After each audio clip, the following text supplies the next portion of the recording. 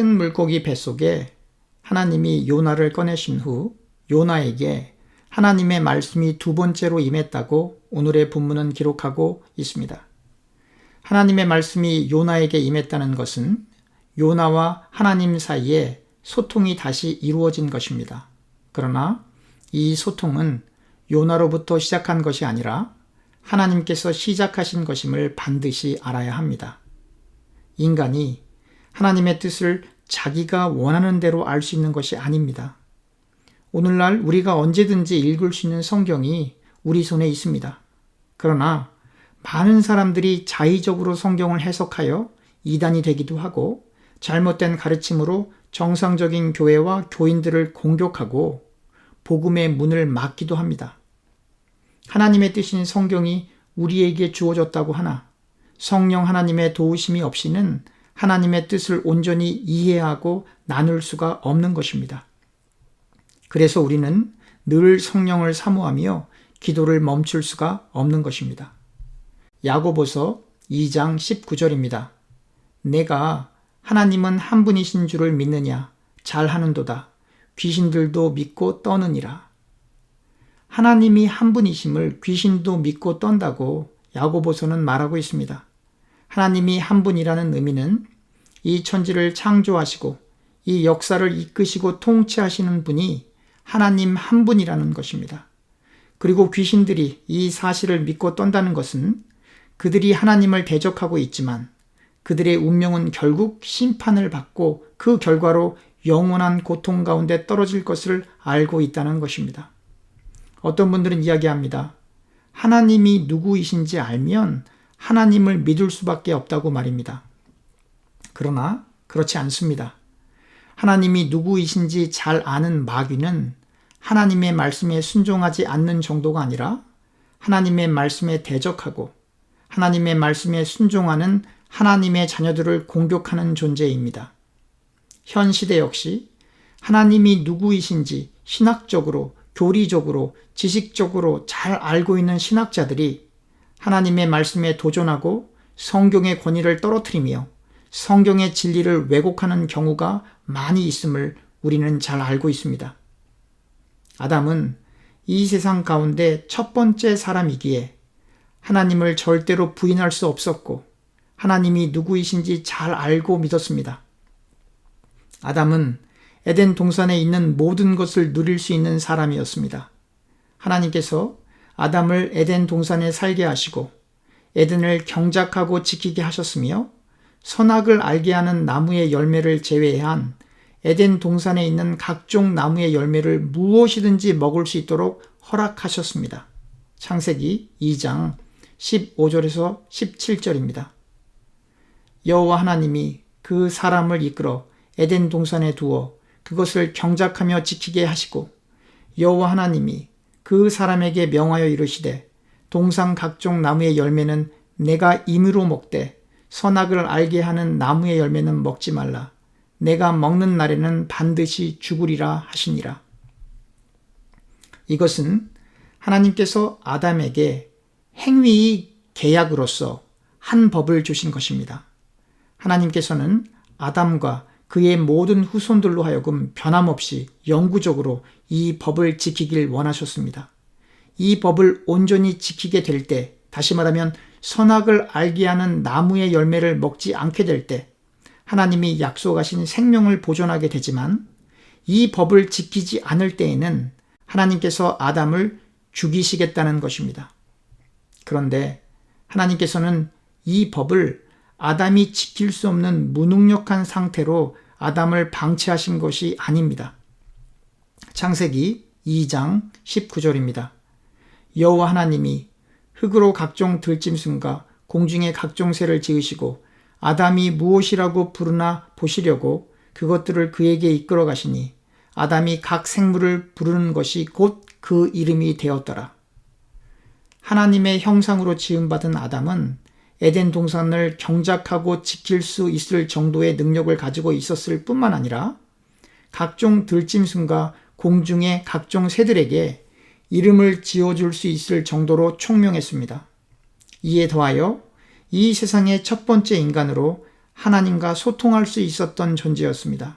정리하면 아담은 육체적으로, 지적으로, 그리고 영적으로 에덴 동산을 관리하며 하나님과 소통할 수 있는 힘과 능력을 하나님으로부터 받았고, 또한 아담은 하나님께서 행위의 계약으로서 주신 한 법, 즉 선악과를 먹어서는 안 된다는 법을 지킬 수 있었던 능력이 있었던 것입니다. 하지만 아담은 실패했습니다. 뱀의 유혹으로 결국 선악과를 먹게 된 것입니다. 아담은 하나님이 누구이신지도 알고 하나님과 소통하여 하나님이 주신 월등한 능력과 환경으로 조금도 부족한 것이 없었음에도 불구하고 하나님이 주신 행위의 계약으로서의 한 법을 깨트린 것입니다. 선악과를 먹으면 죽을 것을 알면서도 선악과를 먹으면 지금까지 누려왔던 것을 다 잃고 하나님과 소통할 수 없는 상태에 이른다는 것을 알면서도 그 법을 깨트린 것입니다. 이것이 인간입니다. 마귀도 하나님이 한 분이심을 알고 두려워합니다. 아담도 하나님이 한 분이심을 알고 선악과를 먹은 후 하나님을 두려워했습니다. 우리도 하나님이 한 분이심을 알고 있습니다. 그런데 우리는 아담처럼 하나님의 말씀에 불순종하는데 하나님을 두려워하지 않을 때가 너무 많이 있습니다. 우리는 하나님을 경외하지 않을 때가 너무 많이 있습니다. 그러면서 이야기합니다. 나는 예수님을 믿으니 천국에 간다고 말입니다. 그런데 예수님을 믿는 사람에게 맺혀야 하는 성령의 열매가 맺혀지지 않습니다. 우리가 예수님을 진실로 믿는다면 우리는 예수님의 사람이 되어 우리의 육체와 함께 우리의 정욕과 탐심을 십자가에 못 박은 상태여서 성령으로 살고 성령으로 행하며 헛된 영광을 구하지 않고 서로 화목하기 때문에 반드시 사랑, 희락, 화평, 오래 참음, 자비, 양선, 충성, 온유, 절제와 같은 열매가 맺혀야 하는데 이러한 열매가 도무지 맺혀지지 않습니다. 오히려 예수님을 믿는다고 하면서 성령의 열매가 아닌 육체의 열매를 맺는 경우가 더 많이 있습니다. 갈라디아서 5장 19절에서부터 21절입니다. 육체의 일은 분명하니 곧 음행과 더러운 것과 호색과 우상숭배와 주술과 원수 맺는 것과 분쟁과 시기와 분냄과 당짓는 것과 분열함과 이단과 투기와 술취함과 방탕함과 또 그와 같은 것들이라. 전에 너희에게 경계한 것 같이 경계하노니 이런 일을 하는 자들은 하나님의 나라를 유업으로 받지 못할 것이요. 예수님을 믿는다고 하면서 성령의 열매 대신 육체의 일만 나타난다고 하면 과연 우리가 하나님의 나라를 유업으로 받을 수 있을까요? 바울은 갈라디아서에서 분명히 단언합니다. 성령을 따르지 않고 육체의 소욕을 따라 사는 사람은 하나님의 나라를 유업으로 받을 수 없다고 말입니다. 그런데 예수님을 믿는다고 하면서 예배드리고 기도하고 전도까지 하는데 삶 속에 맺혀지는 열매가 육체의 소욕이라면 이러한 사람들은 어떻게 된 것일까요? 이러한 사람들은 첫째, 마귀처럼 아담처럼 하나님이 누구이신지 알고 믿지만 마귀처럼 하나님의 말씀에 대적하고 아담처럼 하나님의 법을 깨트리는 사람들입니다. 둘째, 예배드리고 기도하고 전도까지 하는 종교 생활은 있지만 그들의 삶이 전혀 변하지 않는 것은 자신을 포장하거나 자신의 죄성을 타인들 앞에서 감추는 위선적인 삶을 살아가는 예수님 당시 예수님을 십자가에 못 박았던 종교 지도자들의 종교 생활을 하고 있는 것입니다. 이 정도 설명하면 어떤 분들은 이렇게 이야기할 것입니다. 목사님, 너무 율법적이지 않나요? 라고 말입니다. 그러나 그렇지 않습니다. 많은 사람들이 율법과 복음을 오해합니다. 예수님이 죽으시고 부활하신 이후 기독교 교회가 시작된 이래로 많은 이단들이 복음과 율법을 오해하여 예수님을 믿으면 무조건 구원을 얻으니 마음대로 살아도 된다고 생각했고 실제로 성령을 거슬러 말씀을 따르지 않고 육체의 욕심을 따라 종교 생활을 제외하고 일상의 삶 가운데 세상 사람들과 전혀 구분되지 않는 삶을 사는 많은 기독교인들이 죄책감을 느끼지 않았습니다. 그리고 회개하지 않는 정도가 아니라 육체의 욕심을 따라 사는 사람들의 성공을 부러워했고 그들을 존경까지 했으며 심지어 오늘날의 교회는 육체의 욕심을 따라 성공한 이들이 간증까지 하는 시대가 되었습니다. 성경에 그렇게 많이 돈에 대해 경고하고 탐욕에 대한 경고가 나옴에도 불구하고 영혼에 대한 걱정은 사라지고 오직 돈에 대한 걱정, 건강에 대한 걱정, 직장에 대한 걱정, 자녀에 대한 걱정으로 가득하고 그에 맞추어 교회들은 세상의 가치관과 똑같이 교회 정치를 해나갑니다. 많은 기독교인들의 소원은 예수님을 잘 믿어 이 세상에서도 부자로 행복한 인생을 살고 죽은 이후에는 천국에 들어가 영원한 안식을 얻기 원합니다. 그러나 성경 어디에도 예수님을 잘 믿는 사람이 세상 사람들과 구분되지 않고 이 세상에서 부자로 행복한 인생을 살면서 하나님 나라를 유업으로 받는 사람은 없었습니다. 예수님을 믿는 사람들 가운데 부자들도 물론 많이 있었습니다. 부유함 자체가 나쁜 것은 결코 아닙니다. 그러나 예수님을 믿은 후 그 부를 가난한 사람들에게 나누어 주었습니다. 그들은 재물의 노예가 되지 않았습니다. 예수님을 만난 삭개오의 고백입니다. 누가복음 19장 8절에서부터 10절입니다. 삭개오가 서서 주께 여짜오되 주여 보시옵소서 내 소유의 절반을 가난한 자들에게 주겠사오며 만일 누구의 것을 속여 빼앗은 일이 있으면 네 갑절이나 갚겠나이다. 예수님께서 이르시되 오늘 구원이 이 집에 이르렀으니 이 사람도 아브라함의 자손이미로다. 인자가 온 것은 잃어버린 자를 찾아 구원하려 함이니라. 이뿐이 아닙니다. 부유했고 사내들인의 회원이었던 이스라엘의 지도자 아리마대 사람 요셉과 니고데모는 비밀리에 예수님을 믿었습니다. 그러나 이들은 목숨, 명예, 지위, 부를 모두 내려놓고 모든 예수님의 제자들이 뿔뿔이 흩어졌을 때 예수님의 시체를 수습한 이들이었습니다. 요한복음 19장 38절에서부터 40절입니다. 아리마대 사람 요셉은 예수의 제자이나 유대인이 두려워 그것을 숨기더니 2일 후에 빌라도에게 예수의 시체를 가져가기를 구하매 빌라도가 허락하는지라 이에 가서 예수의 시체를 가져가니라.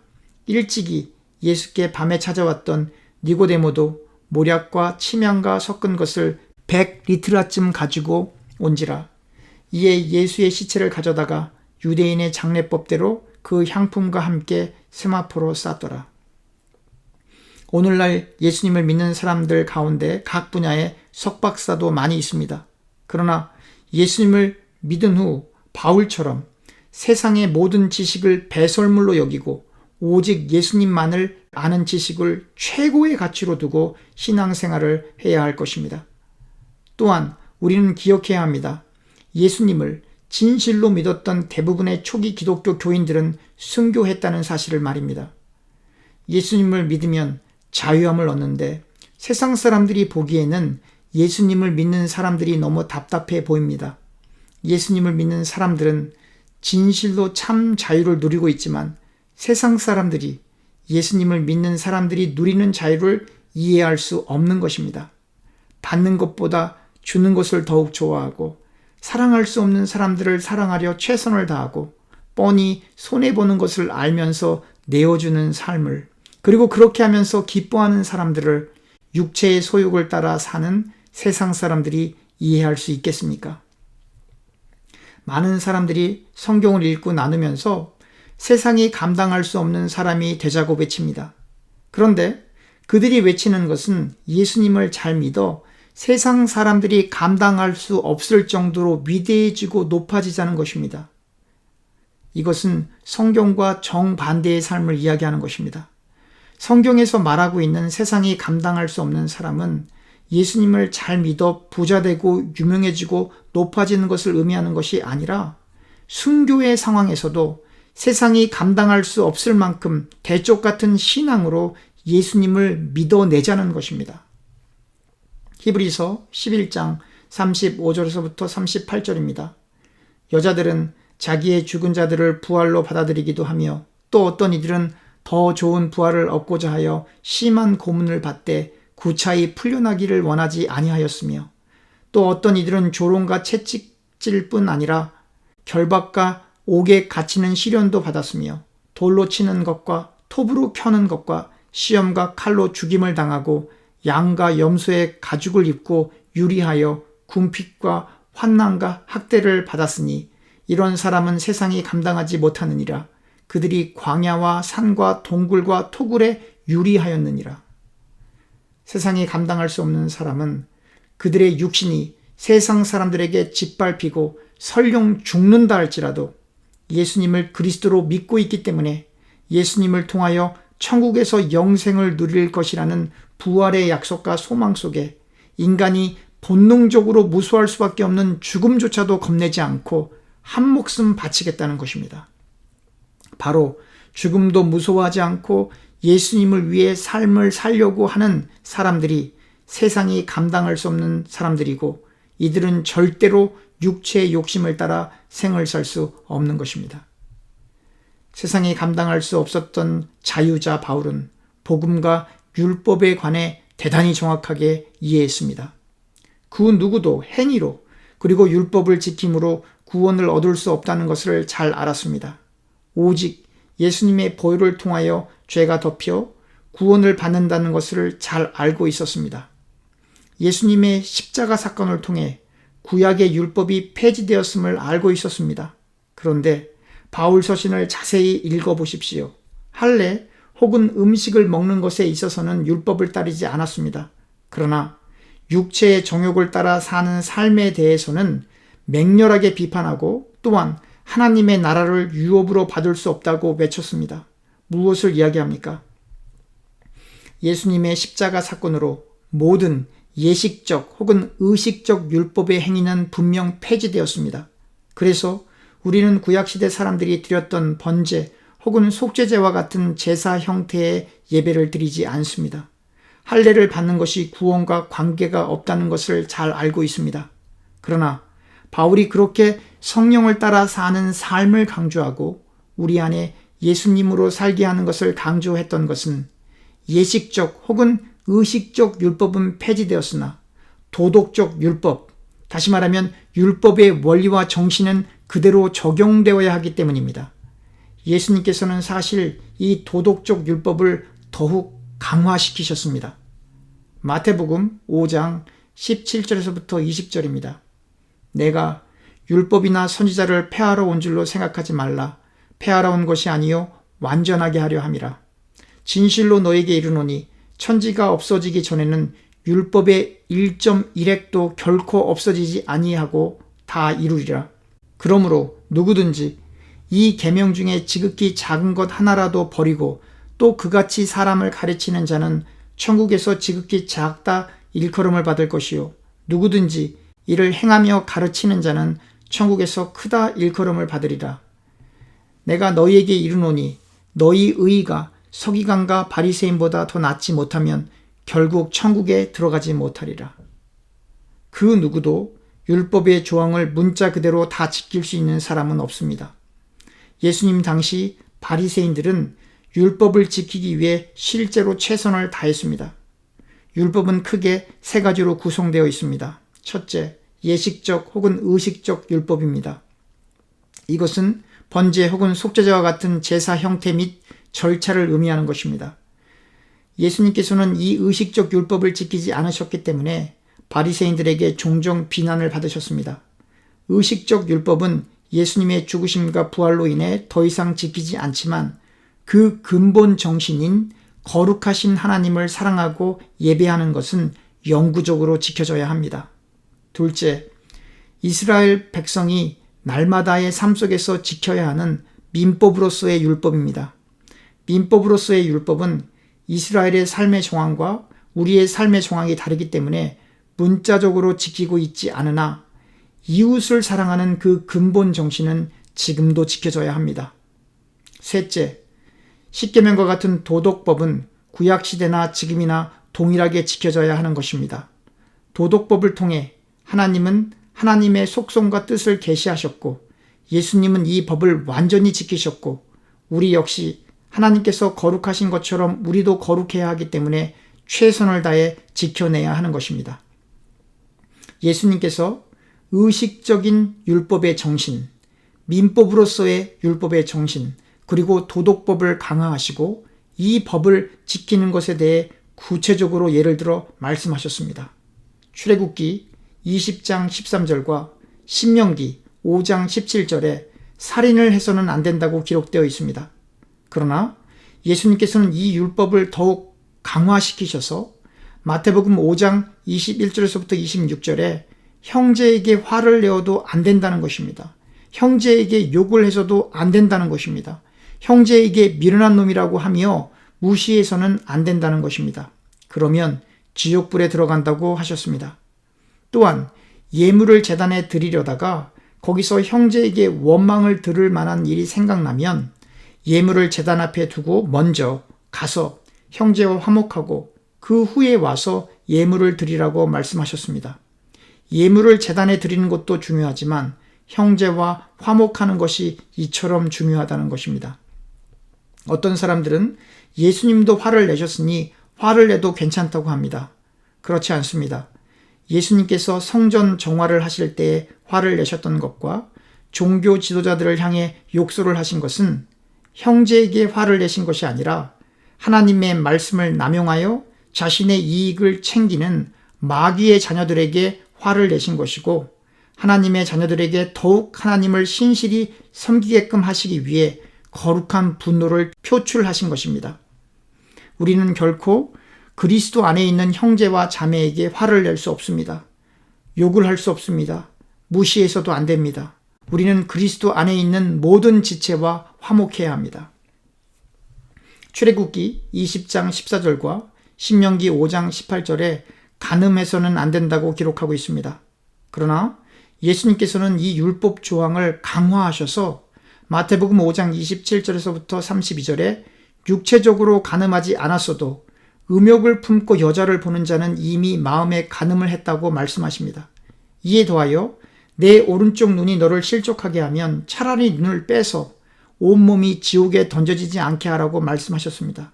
또한 신명기 24장 1절에서부터 3절에 아내에게 수치되는 일이 있으면 이혼 증서를 주고 아내를 버릴 수 있다고 기록되어 있지만 바리새인들은 단순히 이혼 증서만 주면 아내를 버릴 수 있다고 자의적으로 해석하고 가르쳤습니다. 예수님께서는 율법의 내용을 바로잡고 강화하셔서 누구든지 음행한 이유 없이 아내를 버리면 이미 그 사람은 간음한 것이고, 또한 누구든지 그 버림받은 여자에게 장가드는 사람 역시 간음한 것이라고 말씀하셨습니다. 레위기 19장 12절, 민수기 30장 2절, 신명기 23장 21절에 주님께 서원 혹은 맹세한 것을 지키라고 기록되어 있지만 예수님께서는 율법을 강화하셔서 마태복음 5장 33절에서부터 37절에 무능력한 너희는 절대로 맹세하지 말라고 말씀하시며 오직 너희 말은 옳다, 옳다, 아니라, 아니라 하라고 말씀하셨습니다.